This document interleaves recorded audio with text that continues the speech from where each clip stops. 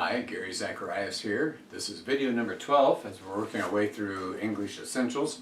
We've been looking at single paragraphing, we've been looking at multi-paragraph essays.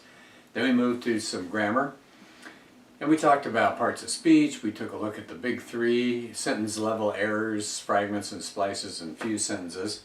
And so I thought today we could take a look at page 51 in the text on a new issue. And this text is yours if you'd like it, PDF, it would be free. Just email me.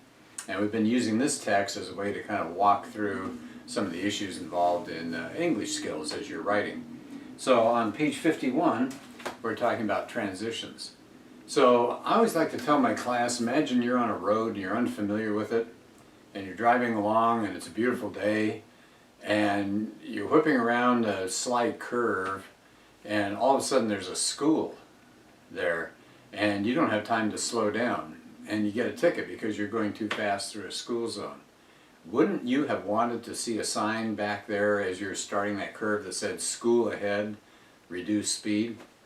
Or something more dangerous, you're taking a curve and it looks like a fairly easy curve, so you're barely pulling off on the gas, and then it turns into a hairpin, a really sharp turn, and you're banging up against the guardrail, or even worse, you're tumbling over the edge. You don't want that. You want a sign ahead of time that says, "Beware, sharp turn." It has one of those arrows.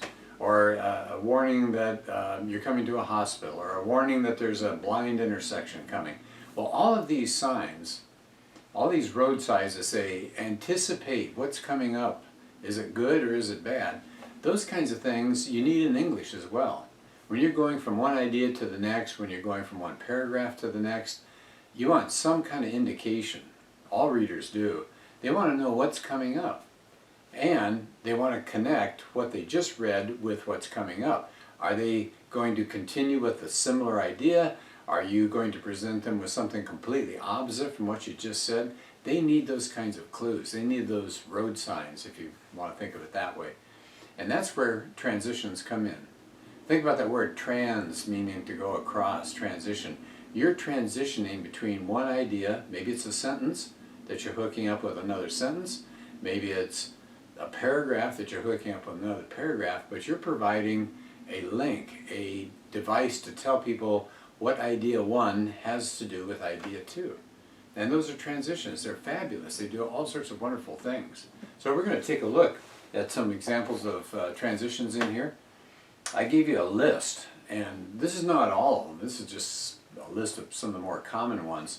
But I want you to consider each one. I want to go through slowly enough that you got the idea of what I'm talking about here. Usually a transition will be at the beginning or really close to the beginning of a sentence.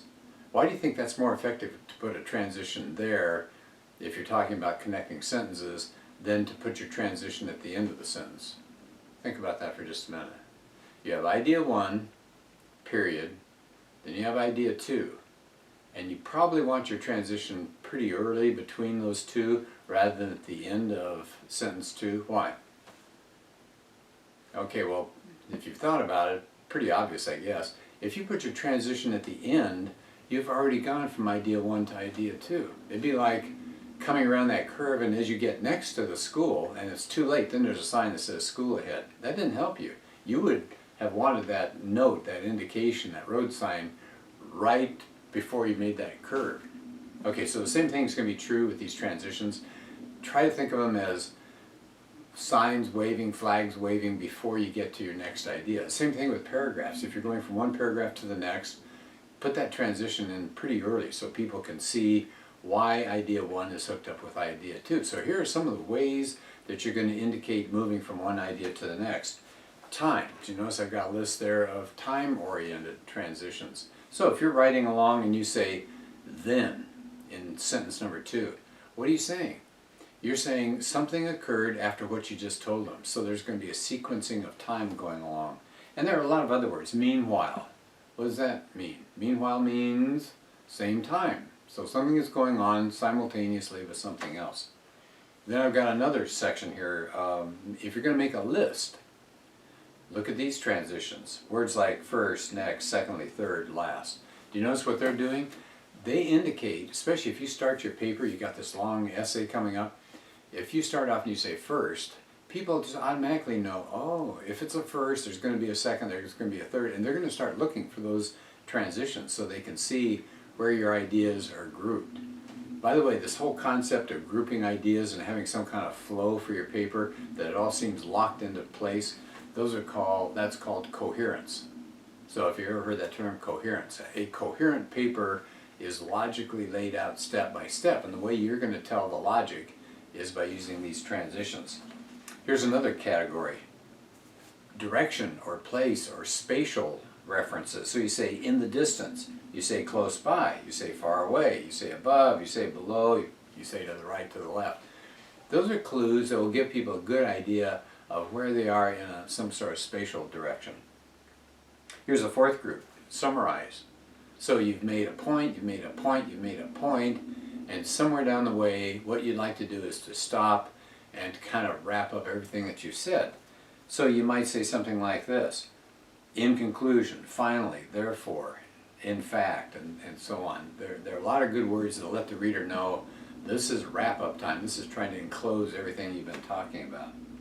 Here's another set: showing cause and effect, a result. What's cause and effect? I know it's kind of a fancy term there, cause and effect.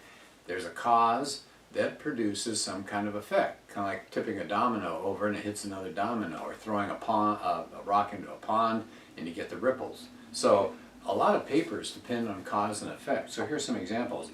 If you say therefore. Now, I used to teach a lot of the Bible as literature, and there's a man named Paul that wrote a lot of the New Testament. And you'll be reading through Paul, and you go from one chapter to the next. I used to tell the students those chapters were just put in there arbitrarily.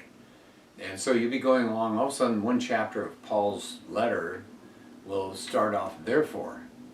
Well, if you just isolate that one chapter and just read that, therefore, you're missing out. Paul is trying to get you to understand what was said before that.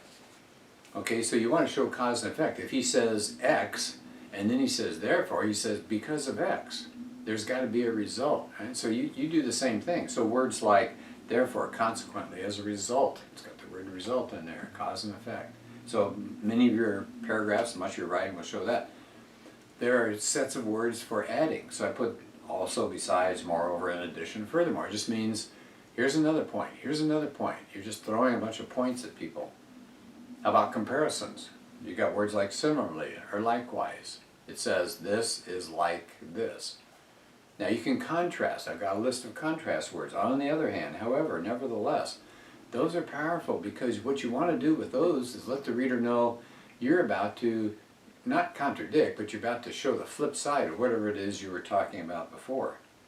Then you've got some that give examples, like, for example, strangely enough. So guess what? If you're reading a paragraph and the very next paragraph starts off, for example, what's going on there? Is this going to be a new point? No. It's going to be an illustration. Apparently whatever the author was talking about up here needs some kind of clarification, needs to let you understand it, maybe see it in your mind. So you got the information here, maybe it's kind of general, maybe it's abstract, kind of hard to figure out. Then the person plugs in, for example, oh, you're going to get an illustration to make sure you understand what's going on up there. So not all paragraphs are created equal. Not all paragraphs are new ideas. Sometimes they're giving an illustration for something. And then my last section here was to emphasize. So if you say things like without doubt, or clearly, or of course, or indeed, you're saying, I'm underlining in a sense what I've been talking to you about. So that's a short spin through transitions. I hope you think about them. You can hardly use too many transitions. Readers can kind of get lost with your material. So think about from paragraph to paragraph. Remember when we talked about writing multi-paragraph essays? We said when you have your topic sentence and your body paragraphs. Right? So think about that. Not your opener, not your conclusion, but your body paragraphs where you're trying to prove something. Your topic sentence is supposed to do three things. Remember when we talked about that? You're supposed to have a reminder, an echo of the thesis. You're supposed to have the direction for this paragraph. And what was the third thing? You're supposed to have some kind of indicator of your organizing principle. So if I am reading a long essay and I see one of the body paragraphs says, first, okay, I know this is going to be one of several points. if I continue and I find one that says likewise, a paragraph starts off likewise, I know it's going to be a continuation, a similar idea. If I'm reading down further, I come across a new paragraph that says however, I know I'm going to get contrast with what was going on before. So you need them in your body paragraphs. You may need them from sentence to sentence as you're working through some kind of concept. So please use a lot of these transitions. So once again, that was page 51 in the text. If you want to go look up information on that, go online, just type in English transitions and you'll be overwhelmed. There are so many. Use them, they're a valuable tool to have. All right, we'll see you next time. Thanks.